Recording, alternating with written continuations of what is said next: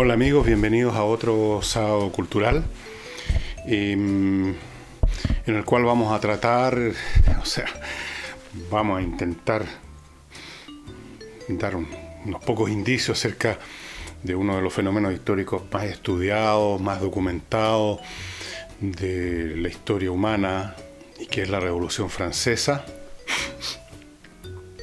Y la razón por la cual, aparte de su drama intrínseco que ha dado lugar incluso a películas, a teleseries, la razón por la cual ha concitado siempre, hasta el día de hoy, quién sabe hasta cuándo, tanta atención, tanto interés, resulta del hecho de que ocurre con la Revolución Francesa lo mismo. Perdónenme, me volvió un poco la alergia. Un poco lo mismo que ocurre con el Imperio Romano, con la historia de Roma, que, como les mencioné en alguna oportunidad, cuando se estudia la historia de Roma desde su humilde inicio como un villorro miserable más entre muchos otros que existían en el Latium, en la península italiana, hasta el final, catastrófico, mucho tiempo después. Muchísimo tiempo después, más de 1000 años después de ese principio. Y en ese gran, enorme ciclo histórico con tantas etapas y alternativas, el historiador, el lector atento puede más o menos discernir, aunque sea el esbozo, de lo que podríamos llamar las leyes históricas del desarrollo de una civilización. Y de hecho de esa forma lo han tomado los historiadores, los filósofos de la historia, los que han pretendido crear y han creado con distintos grados de aceptación y con distintos grados de olvido hoy sus filosofías de la historia, sus teorías sobre la civilización. Está hablando de Toynbee, Spengler y cuantos otros. Con la Revolución Francesa pasa que es también el libreto. Así como lo de Roma es, por así decirlo, el libreto del desarrollo de las civilizaciones, la Revolución Francesa es el libreto del desarrollo de las revoluciones. Es una revolución clásica en todo el sentido de la palabra, desde los antecedentes que llevan a la irrupción de esta fiebre, que es una revolución, hasta el final. Y fuera de ese interés, por así decirlo, académico que pudiera tener, la Revolución Francesa fue en sí mismo un episodio tan brutal en sus consecuencias para Europa entera, no solo para Francia, y yo diría para la historia mundial, que aunque no se pudiera desprender ningún libreto, ni lección histórica, ni regla, ni leyes de desenvolvimiento de las revoluciones, sería del mayor interés, y es del mayor interés. Ahora, antes de desarrollar siquiera un poquito este tema, naturalmente es necesario por lo menos definir un poco qué es lo que vamos a llamar, qué es lo que es una revolución como la francesa. ¿En qué se diferencia de fenómenos colectivos tales como las rebeliones, los motines, las revueltas, los golpes de Estado? Lo que diferencia una revolución de todas esas otras eventos masivos de gran magnitud muchas veces es que una revolución trae consigo, o por lo menos este tipo de revoluciones, un cambio muy importante, no total, pero muy importante, del sistema institucional de una sociedad. Una cosa bastante obvia por lo demás, pero que a veces se nos olvida. Y en lo principal, hay un desplazamiento brutal de las élites que estaban en el poder por otras nuevas. Eso es un elemento que nunca falta. Un grupo, una clase, o como quieran llamarlo, un estrato social, directo o indirectamente, era la que dominaba ese sistema, su aparato político, militar, sus instituciones económicas, el control de la producción y distribución de la cultura, o sea, de los contenidos valóricos, etc. Y con la revolución se ven desplazados y sustituidos por un grupo diferente que en algún momento puede cooptar a algunos miembros desclasados de la clase anterior, pero que en lo esencial, por su comportamiento, por sus valores, es completamente distinto. Y junto a eso, por supuesto, hay otros cambios mayores o menores, hay otras cosas que quedan del sistema anterior, ese es un tema de gran discusión, qué es lo que hay de nuevo, qué es lo que quedó, hasta qué punto una revolución realmente cambia las cosas. Ustedes conocen esa famosa frase de un escritor italiano, me parece que es Lampedusa, quien dijo que después de las revoluciones se hacen para que todo quede otra vez igual, básicamente. Bueno.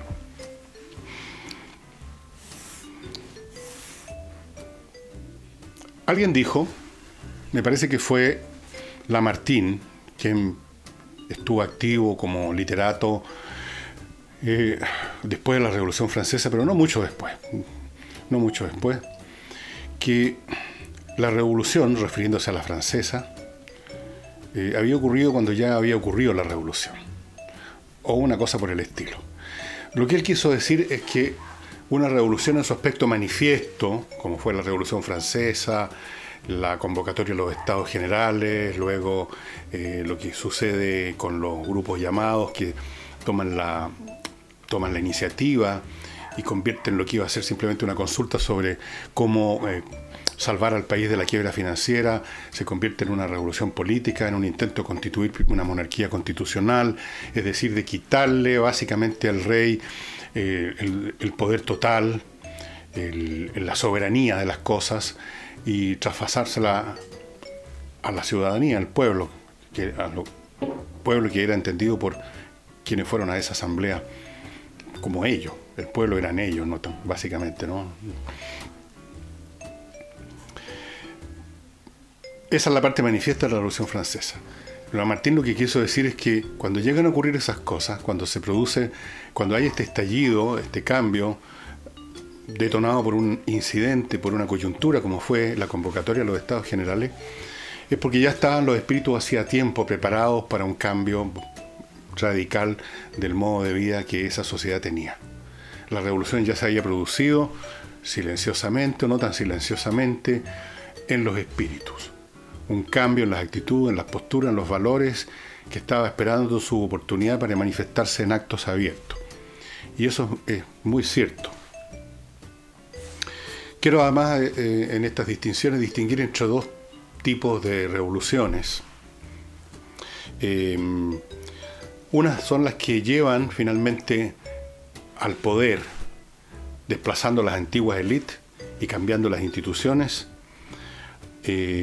a un grupo que estaba ya hacía tiempo construyendo, hasta donde era posible, los intersticios de la sociedad tradicional, del ancien régime, dirían los franceses, estaban construyendo un nuevo modelo de sociedad.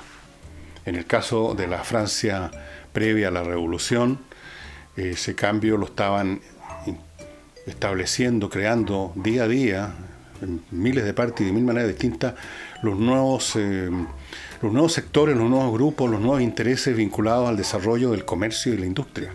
O sea, lo que los marxistas llaman la burguesía francesa, que se encontraba con topes en la estructura del régimen tradicional, del régimen monárquico.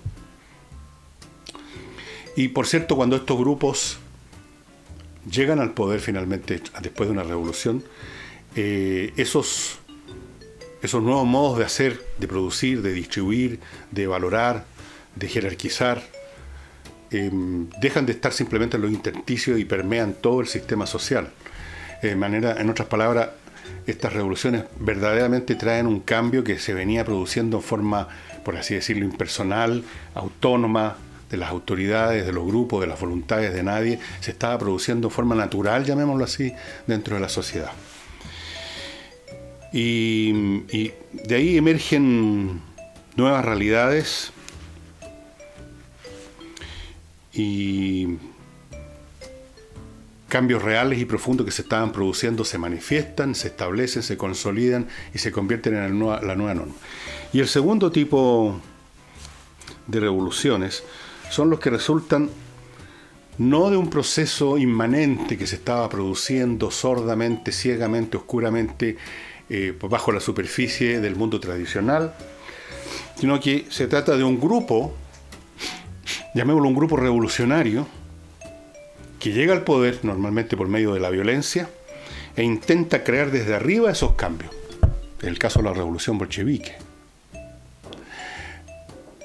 La revolución bolchevique, la revolución rusa, no se produjo porque se había ya desarrollado en la conciencia de millones de proletarios la idea de que había que sustituir el régimen zarista.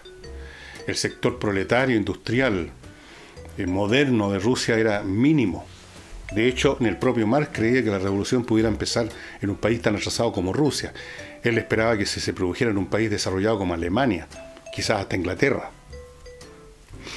Entonces este grupo llega al poder por coyunturas específicas que le permiten derribar al antiguo régimen que se puede haber deteriorado, que se podía estar deteriorando por toda clase de razones, como ocurrió en Rusia. Y desde arriba intentan crear una situación que no existía antes. Los bolcheviques no llegaron a coronar el desarrollo de un gran proletariado industrial, sino que llegaron a crear ese gran proletariado industrial, a crear esa gran industria rusa, en este caso soviética. El cambio desde arriba, el intento de cambio desde arriba. Un cambio profundo que no existía, intenta ser producido desde arriba. Otro ejemplo de revolución de ese tipo sería la de Kemal Atatürk en Turquía. Cuando llega al poder, y no voy a contarles los detalles, porque no estamos aquí para hablar de historia turca, las modernizaciones que impuso Kemal Atatürk y que convierten a Turquía en un país que empieza a avanzar plenamente a la modernidad, fueron impuestos desde arriba.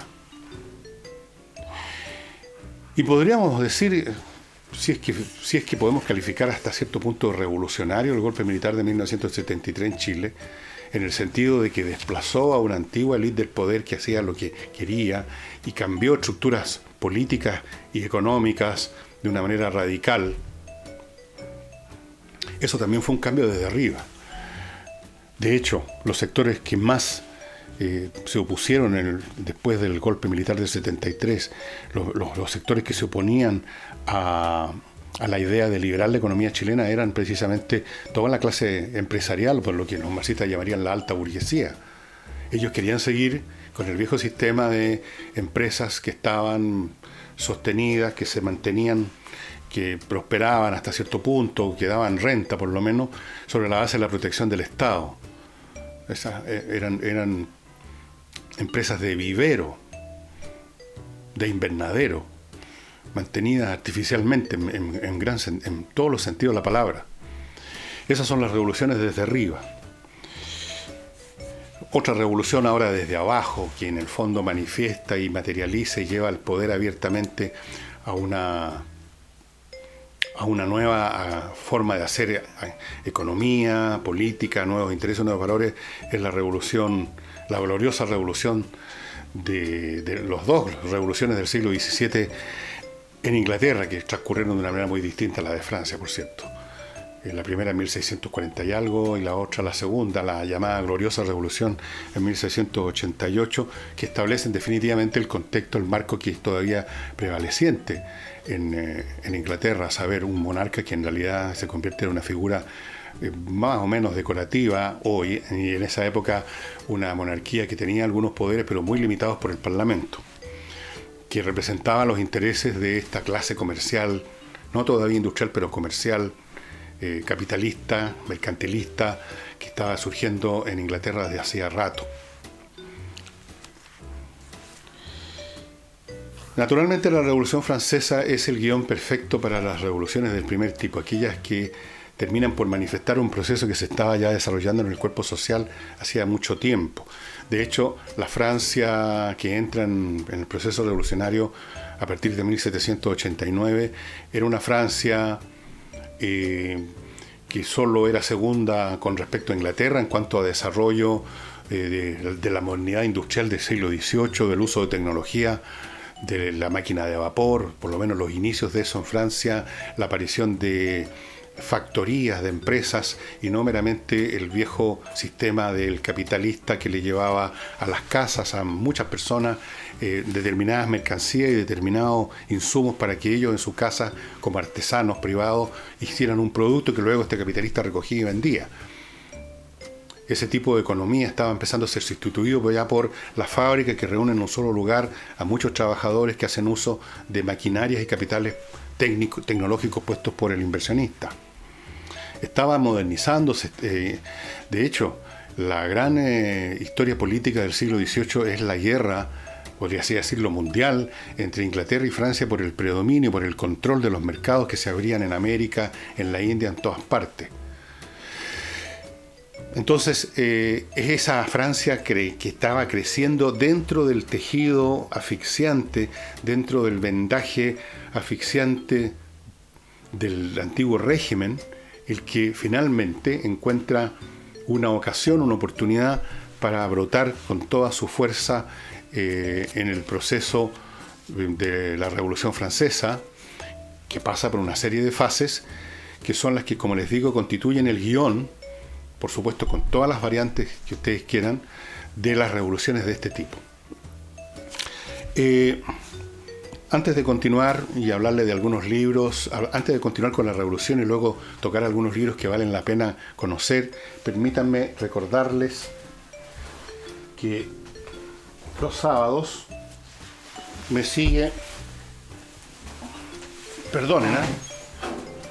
me sigue auspiciando Pablo Tolosa con su programa, porque esto es un programa más que una caja con un ajedrez, piezas y todo lo demás. Es un programa de desarrollo de la mente de los niños.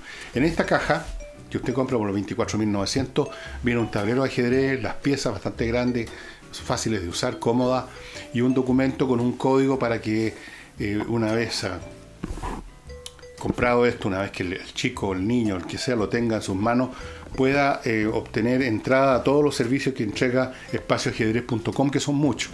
Cursos de apertura, mediojuegos, finales, conversaciones con Tolosa, con otros maestros, análisis de partida, millones de cosas muy interesantes, muy instructivas y muy formadoras para un niño. No hay nada mejor para formar el intelecto de un niño que el ajedrez, porque si bien también hay otros rigores o disciplinas intelectuales como la matemática simplemente o la música, este agrega este elemento de juego que lo hace muy atractivo para los niños. Hay niños que no son muy dados a la música de verdad, digamos, no tienen buen oído. Hay otros que la matemática como que es cosa que hay que verla en el colegio nada más, pero un juego siempre atrae. El ajedrez es un juego, es muy apasionante cuando uno se mete en él y va formando en la mente del niño las disciplinas intelectuales básicas: concentración, memoria, análisis, juicio, control personal, todo eso. Por lo tanto, si usted le regala esta caja a un niño, usted le está haciendo mucho más que regalar un juego, una entretención. Le está entregando un instrumento que va a convertir a ese niño en una persona con un uso más eficiente de su mente. Eso es todo. Lo va a convertir en un mejor estudiante, eventualmente en el futuro en un mejor profesional. De eso no cabe duda. Y por eso en muchos países el ajedrez es parte del currículo. Y aquí tenemos el Club Explora, estimados amigos, que es un club al cual usted pertenece con una OF mensual y le da derecho a que todos los meses recibe 2 saquitos como este con una botella cada uno, o sea, recibe 2 botellas de un vino escogido por las enólogas que fundaron y organizaron el Club Explora.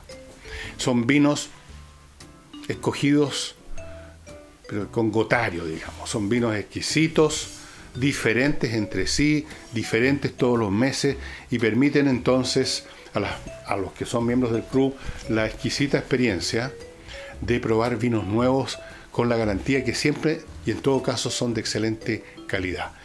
Esto usted también puede regalar una gift card, y eso significa que la persona que recibe la gift card va a recibir, no sé, un mes, 2 meses, según la gift card que usted compre, este regalo estupendo del Club Explora. Les muestro siempre la misma botella, estimados amigos, porque ya habrán adivinado la razón del por qué. ¿Para qué se las digo? No sé cómo se ha salvado esta. Y volviendo a mi tema, las revoluciones al estilo de la Revolución Francesa, que expresan, como les digo, un proceso oscuro, subterráneo, que se ha ido acumulando a lo largo de mucho tiempo, como ocurrió en Francia a lo largo de buena parte del siglo XVIII, ya durante la monarquía de Luis XV y luego durante los años que alcanzó a gobernar Luis XVI. En todos esos años se empezó a producir un hervor intelectual. Ustedes recuerden, es la época que se llama el Iluminismo, aparecen los Voltaire, los Condorcet, los Diderot, los enciclopedistas, que fue una enciclopedia del saber de esa época, que tenían elementos como los de cualquier enciclopedia, ilustrativos de cómo se construye tal o cual máquina de esa época, pero también habían muchos elementos que eran bastante filosóficos, si ustedes quieren, ideológicos.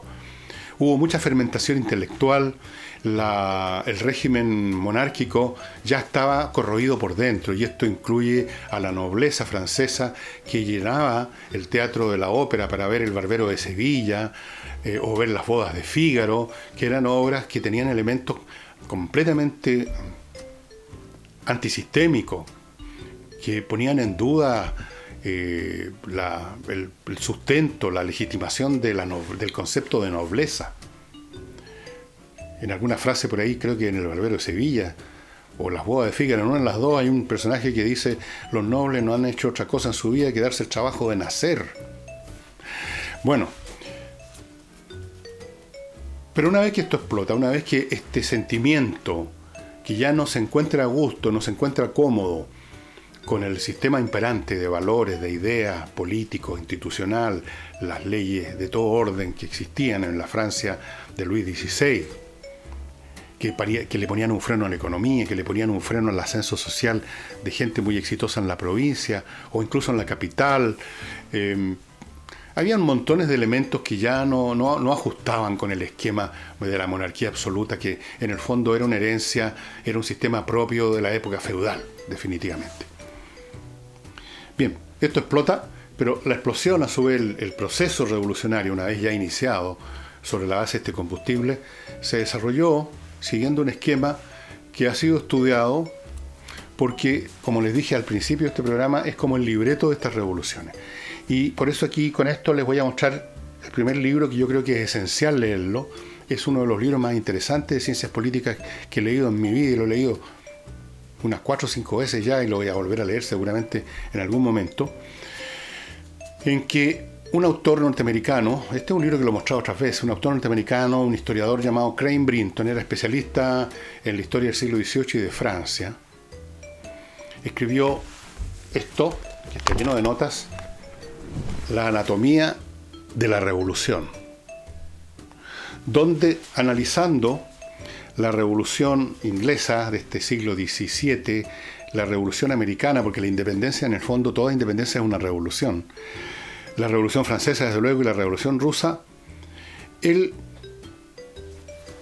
escudriña estas distintas revoluciones, busca sus factores comunes, y de ahí viene esta anatomía de la revolución. ¿Cuáles son los factores comunes? ¿Cuáles son las etapas clásicas que preceden, inician, desarrollan y terminan una revolución?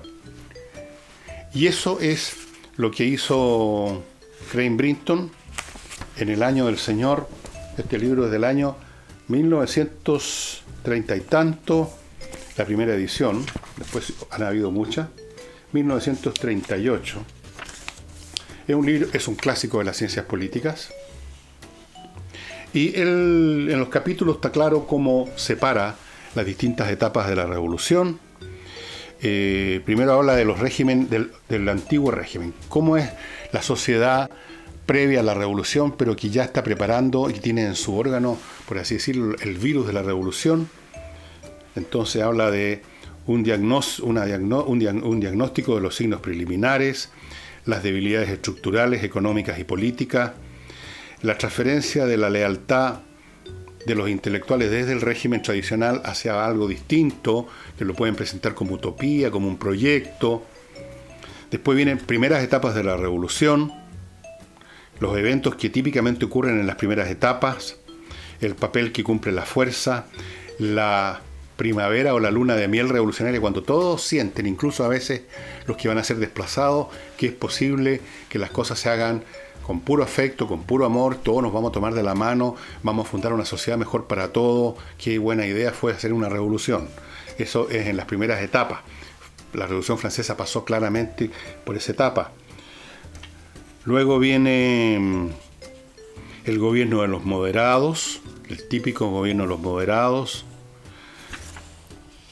Luego viene Los moderados son reemplazados por la etapa de los extremistas. Luego viene el reino del terror y la virtud. Y luego viene la reacción termidoriana, Termidor, que era el nombre que le daban a Julio. Habían cambiado los nombres los meses, y en julio del año 1794 finalmente le cortan la cabeza a Robespierre, que manejaba el Comité de Salud Pública y manejaba el terror, y viene otro régimen, el consulado, que se llamó, después vendría Napoleón, etcétera. Esto no significa que se echó para atrás la Revolución Francesa en todos los sentidos, sino que se contuvieron los elementos extremos que se estaban desarrollando dentro de la Revolución y que nunca habían estado en el plan o en las aspiraciones o en la idea de los que la iniciaron. O sea, la Revolución por un momento quiso ir más allá de los límites de lo que quería la burguesía francesa. Quiso ser una revolución popular. Hubo sectores que quisieron hacer una especie, no voy a decir socialismo, comunismo, pero quisieron crear un régimen completamente distinto a lo que querían los burgueses, que era simplemente un régimen donde imperara como elemento central y sagrado la propiedad privada, el comercio, las libertades de tránsito, de comercio, terminar con los gremios que paralizaban la fluidez de la masa laboral, un montón de cosas de ese tipo para acelerar lo que ya venía de antes, como les decía, este desarrollo importante de la industria y el comercio francés para darle plena vía de desarrollo. Entonces, todo lo demás que quisieron algunos sectores en París, especialmente sectores de barrio, digamos, populares, eso no les interesaba y a eso le cortaron la cabeza. Esa es la Termidor. El termidor de todas las revoluciones es ese momento en que el asunto, sobre la base de algún acto de violencia, es parada en seco. Es un libro realmente extraordinario que no ha perdido vigencia. De hecho, se han escrito libros sobre este libro. Libros del tipo, hasta qué punto todavía es válida la teoría o el análisis de Crane Brinton, que veía la revolución como un estado febril, que llega a un máximo en un momento dado y después decae. Es un análisis plenamente científico, objetivo. Crane Brinton no estaba ni a favor ni en contra de las revoluciones. Este no es un panfleto político. Si de panfletos políticos se trata, el libro que hay que leer, estimados amigos, es... Lo tengo acá, debía haberlo puesto al principio. Reflexiones sobre la Revolución en Francia, de Edmund Burke, que era un ensayista, un publicista, un hombre de letras inglés, que escribió este libro en medio de la Revolución, cuando la Revolución ni siquiera había llegado a sus etapas finales, cuando ni siquiera se había llegado a la etapa del terror. Y en estas reflexiones son, por así decirlo, el Antiguo Testamento de lo que podríamos llamar el pensamiento conservador antirrevolucionario. Las reflexiones que se hace Edmund Burke es que cuando alguien pretende instaurar un nuevo modo de vida sobre la base de reflexiones abstractas, de ideas de pizarrón, creo que conocemos eso en Chile, de teorías que son al final del día palabreo, que no tienen ninguna concreción operacional y que no se conecta con la realidad concreta de cómo funcionan los seres humanos, de cómo se forman las sociedades y por qué son de una manera o de otra. Cuando eso ocurre, dice Edmund Burke, lo único que termina ocurriendo es un baño de sangre, de destrucción, de violencia que él no alcanzó a ver. Es decir, alcanzó a verlo, pero cuando escribió este libro eso todavía no había ocurrido. Él lo predice que eso es lo que va a ocurrir, que eso es lo que pasa cuando hay un grupo de gente obstinada en meterle por el gaznate a los demás un esquema nacido de su cerebrito. Los iluminados, los revolucionarios, los que saben, las vanguardias, como llaman. Y que dice él que las sociedades tienen que simplemente aceptar que las cosas son como son luego de largos años, siglos a veces, de acomodos anónimos, impersonales, graduales, que responden a necesidades y a fuerzas reales que uno no puede cambiarlas de la noche a la mañana, y por lo tanto lo único que cabe es aquí y allá meter una pequeña intervención para evitar algunos costos innecesarios o para facilitar, por así decirlo, como un partero el nacimiento de la criatura, pero en ningún caso tratar de forzarla. Es un libro muy interesante, es por así decirlo el non plus ultra del pensamiento reaccionario, dirían la gente de izquierda.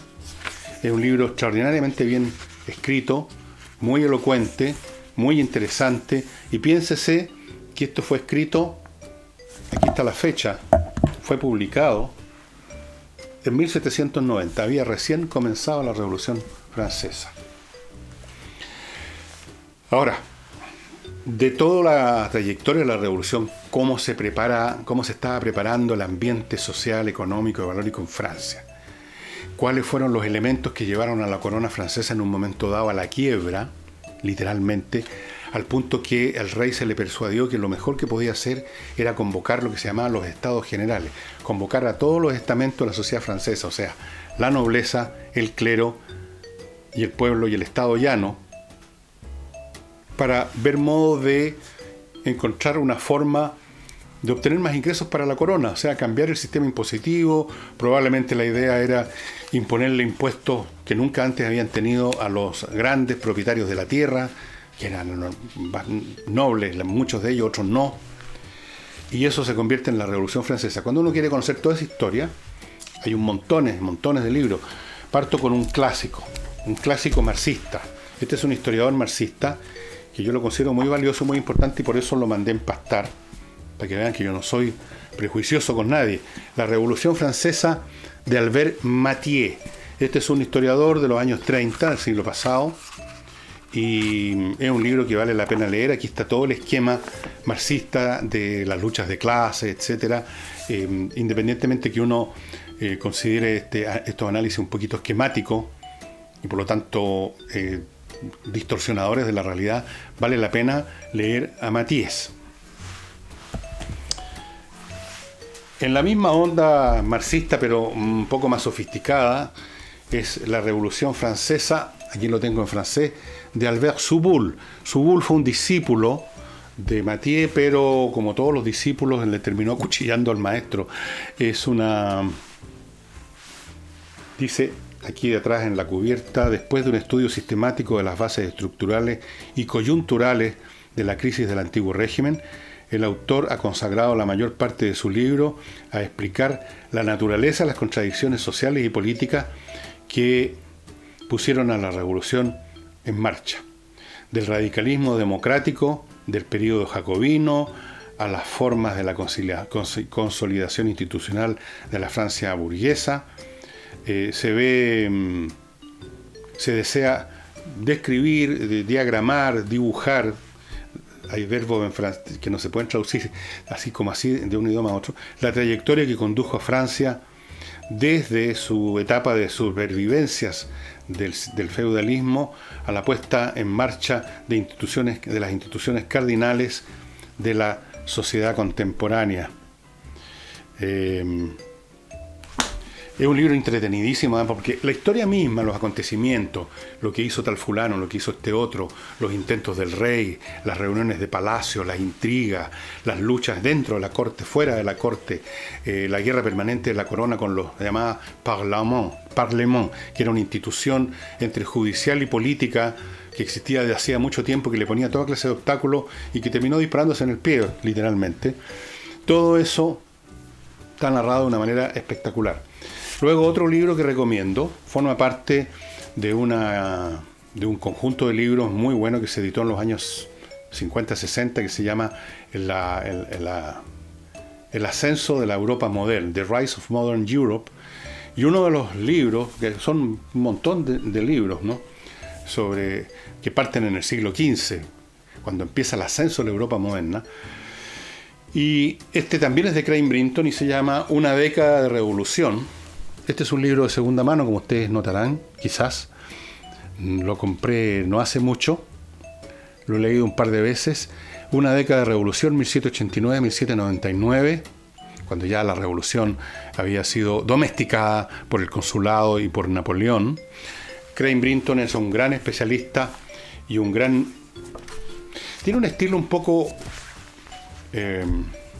complejo a veces, mete un pensamiento de otro pensamiento que está dentro de otro pensamiento, pero eso, aunque lo hace un poco árido, a veces lo hace también más interesante intelectualmente. Bueno, este libro yo creo que se puede encontrar de nuevas ediciones en Amazon. Este lo compré y todavía seguramente quedan más de esto. Lo compré en esta librería, en una de estas librerías de segunda mano. En este caso es una librería que se llama Thrift Books. Libros apretados, libros baratos, libros así económicos, ahorrativos. Thrift Books. Ese es el nombre que le dieron. Después, ustedes comprenderán que sobre la Revolución Francesa hay muchísimo material que se escribió durante la Revolución misma o muy poquito después. Si ustedes van a París alguna vez a los museos, a las bibliotecas donde se guardan mementos, documentos y cosas de la Revolución Francesa, se van a encontrar con millones de cosas.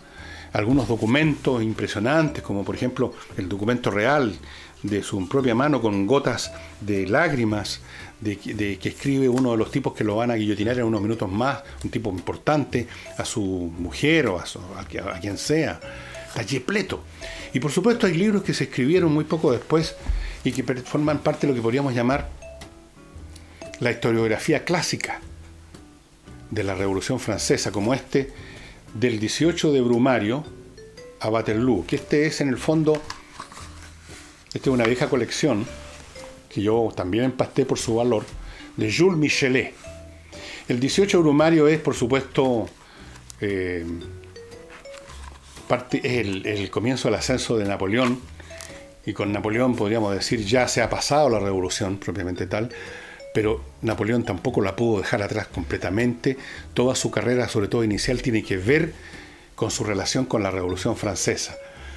Del 18 de Brumario a Waterloo, es decir, desde el comienzo de la carrera política de Napoleón hasta su caída final en la batalla de Waterloo, que fue, como dijo el propio vencedor de esa batalla, el duque de Wellington, dijo, a near run thing, o sea, una batalla que se ganó por el más estrecho de los márgenes. Pudo haber vencido Napoleón esa batalla, salvo por algunas circunstancias muy contingentes que se dieron y que lo impidieron. Después, cuando uno quiere entrar en el detalle más biográfico de la Revolución Francesa, hay por supuesto muchísimas memorias. Están las memorias, por ejemplo, de este personaje Talleyrand, que no las traje, no sé por qué no las traje para mostrarles uno de los libros. Talleyrand fue un hombre muy curioso, un hombre diplomático, un diplomático que le sobrevivió políticamente y se hizo rico. Sobrevivió todo, sobrevivió a la revolución, sobrevivió a la guillotina, sobrevivió a Napoleón, sobrevivió a Luis XVIII y murió en honor a santidad, literalmente cubierto de riquezas e incluso siendo perdonado por la Iglesia, porque este hombre que había sido un obispo fue el que dio la idea en una de las primeras asambleas de la Revolución Francesa, en la Asamblea Constitucional, me parece que se llama, la idea de expropiar las tierras de la Iglesia por todas partes, que era uno de los grandes propietarios de tierra en Francia, y para darle una base financiera a un billete de papel que era el asignado, el asigná. Entonces, el hombre fue, y tenía amantes, bueno, como muchos sacerdotes de la época, no había ningún problema con eso, parece. El hombre terminó incluso bien con Dios y con el diablo, no tuvo ningún problema. Pero también está este libro que se los he mostrado en otras oportunidades, que lo encuentro uno de los mejores que se han escrito, de Stanley Loomis, París en el terror. París en la época en que, desde junio de 1793 a julio de 1794, un poquitito más de un año, cuando Robespierre se hace completamente del poder, ya está en la política hacía rato, comanda el Comité de Salvación Pública y empieza la época del terror, cuando la guillotina funcionaba día y noche y se le cortó la cabeza y se mató a muchísima gente. Fue el periodo más sangriento de la Revolución Francesa, un periodo de terror, un periodo de opresión, un periodo de fanatismo, un periodo de persecución, cacerías de brujas, cosas que nosotros hemos visto sin guillotina y sin derramamiento de sangre en otras partes, ¿no es cierto? Son partes clásicas de las revoluciones, esta fase, lo cual no garantiza, digamos, que va a haber guillotinas, que va a haber sangre, que van a estar en el poder, pero hay cosas que se parecen bastante.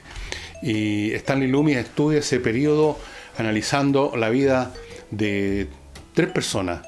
El propio Robespierre, cuyo carácter lo describe muy bien, Marat, este personaje profundamente profundamente rencoroso, resentido, que desde un diario que se llamaba El Amigo del Pueblo, l'Ami du Peuple, promovía todos los días que se matara más y más gente. Es uno de los personajes que aparecen en mi libro Grandes Invitados. Y por último les quiero mostrar que está en castellano, Citizens, Ciudadanos, de Simon Schama, un gran historiador británico, ahora creo que reside en Estados Unidos, que escribió esta crónica de la Revolución Francesa siguiendo el esquema que él mismo explica de ver la historia como hechos puntuales, contingentes, producidos en determinado momento por determinados agentes, así como una crónica, y no ver la historia como, en otros casos, como un catálogo de estadísticas económicas y explicaciones estructurales, y donde pareciera que los seres humanos no tienen ninguna función, ningún protagonismo, salvo ser como marionetas movidas por estos hilos impersonales de las luchas de clase o las estructuras de poder o cosas como esas.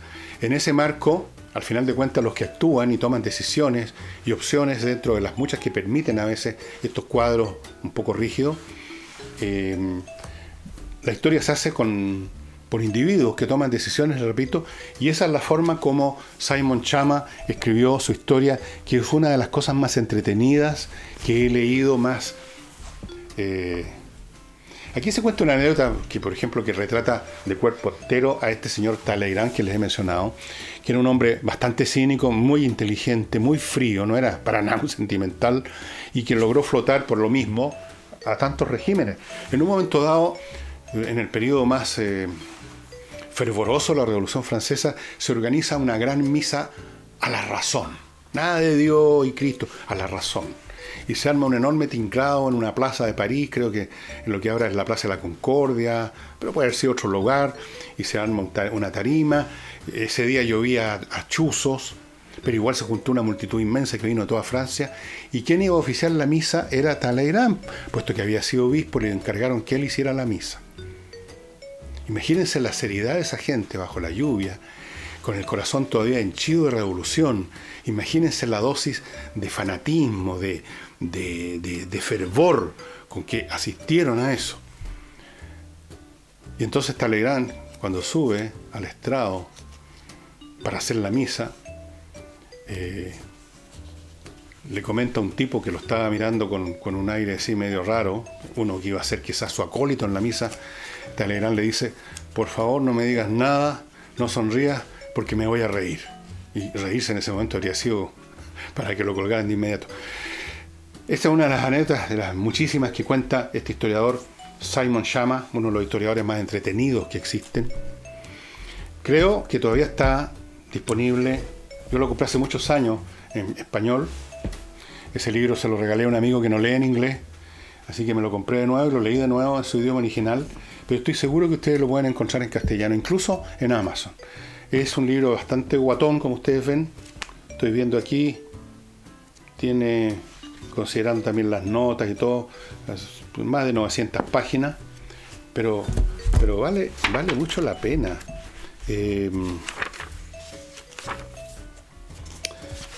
Parte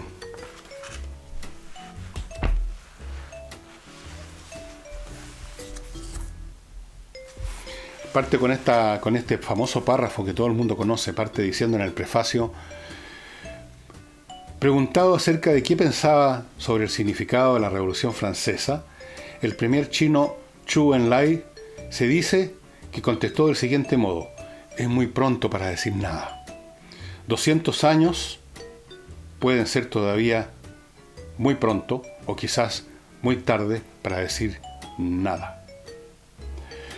Y luego continúa diciendo: los historiadores han estado siempre muy confiados acerca de la sabiduría que se obtiene con la distancia, creyendo que de algún modo eso confiere objetividad, uno de esos inalcanzables valores en los cuales han puesto tanta fe.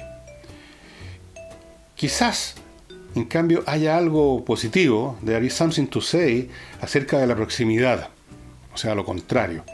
Lord Acton, un historiador británico muy importante, quien entregó o quien ofreció las primeras y más famosas lectures lecturas, conferencias académicas sobre la Revolución Francesa en Cambridge en los años 1870, era todavía capaz de oír de primera mano de un miembro de la dinastía de Orleans los recuerdos de ese hombre acerca de Dumouriez, que fue un general de la Revolución Francesa, tonteando por las calles de Londres, musitando, rumoreando, cuando oyó las noticias de Waterloo. Bueno, el libro es, si ustedes están conmigo,